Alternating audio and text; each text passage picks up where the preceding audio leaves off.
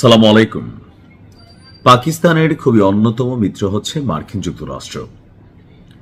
আর সেই পাকিস্তানি মার্কিন যুক্তরাষ্ট্রে পারমাণবিক হামলা করার জন্য তলে তলে প্রস্তুতি নিচ্ছে। এক মার্কিন তদন্ত প্রতিবেদনকে কেন্দ্র করে এই মুহূর্তে চাঞ্চল্যকর অবস্থান তৈরি হয়েছে পাকিস্তান এবং মার্কিন যুক্তরাষ্ট্রের সম্পর্কের মধ্যে। ডোনাল্ড ট্রাম্প ক্ষমতায় আসার পর পাকিস্তানের সেনা প্রধান আসিম মুনিরকে মোটামুটি কি বলা হয় যে Prince of the army world wide একটা অবস্থানে নিয়েছিল। মুসলিম রাষ্ট্রগুলোর মধ্যে পাকিস্তান সম্ভবত একমাত্র দেশ যার কাছে ফুললি একটা পারমাণবিক সেটআপ আছে। আর এই বিষয়কে কেন্দ্র করে পাকিস্তানের সাথে মার্কিন যুক্তরাষ্ট্রের একটা ভালো সম্পর্ক দীর্ঘদিন যাবত আছে। আপনারা জানেন যে আফগানিস্তান, ইরাক সহ বিভিন্ন যুদ্ধে পাকিস্তানে যে মার্কিন যুক্তরাষ্ট্রের বিমান ঘাঁটি ছিল সেগুলো ব্যবহার করেছিল মার্কিনীরা।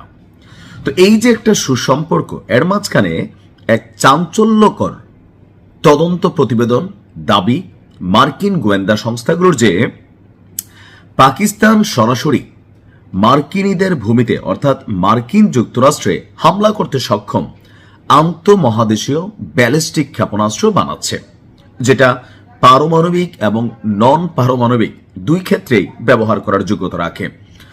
2026 সালে বার্ষিক হুমকি মূল্যায়ন পেশ করার সময় মার্কিন গোয়েন্দা সংস্থার প্রধান তুলসী গ্যাবার্ড বলছে, রাশিয়া, চীন, উত্তর কোরিয়া, ইরান এবং পাকিস্তান বর্তমানে যুক্তরাষ্ট্রের জন্য সবচেয়ে বড় পারমাণবিক হুমকি।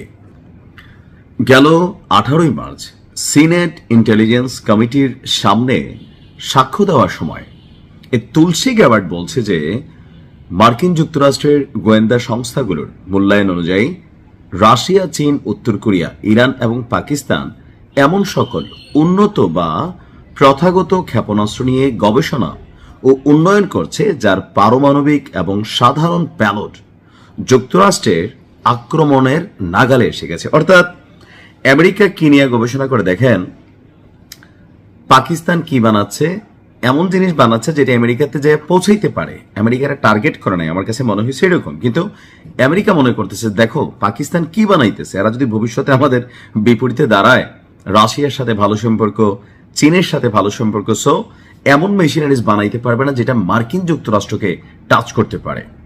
উত্তর কোরিয়া অলরেডি বানাই ফেলছে, রাশিয়া বানাই ফেলছে, চীন বানাই ফেলছে, ইরান অন দা প্রসেসে ছিল, যার কারণে ইরানকে টেকনিক্যালি তারা কিন্তু ধরেছে।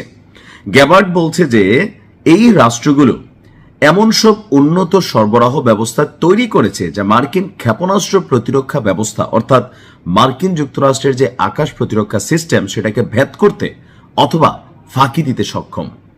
ইতিমধ্যে উত্তর কোরিয়ার আইসিবিএম মার্কিন মাটিতে পৌঁছাতে পারে এবং তারা তাদের পারমাণবিক ভান্ডার আরো বাড়াচ্ছে।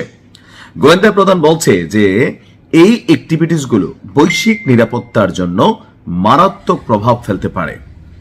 পাকিস্তানের বিষয়ে মার্কিন যুক্তরাষ্ট্রের আইন প্রণেতাদের বক্তব্য হচ্ছে যে ইসলামাবাদের দূরপাল্লার ব্যালিস্টিক ক্ষেপণাস্ত্র উন্নয়নের ফলে তারা সম্ভবত এমন মেশিনারিজ তৈরি করতে পারে যা ভবিষ্যতে যুক্তরাষ্ট্রের সাথে আঘাত করতে সক্ষমতা অর্জন করবে।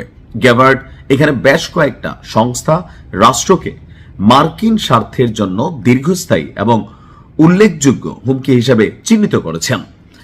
তাহলে বুঝতে পারছেন যে আগামী টার্গেট কারা।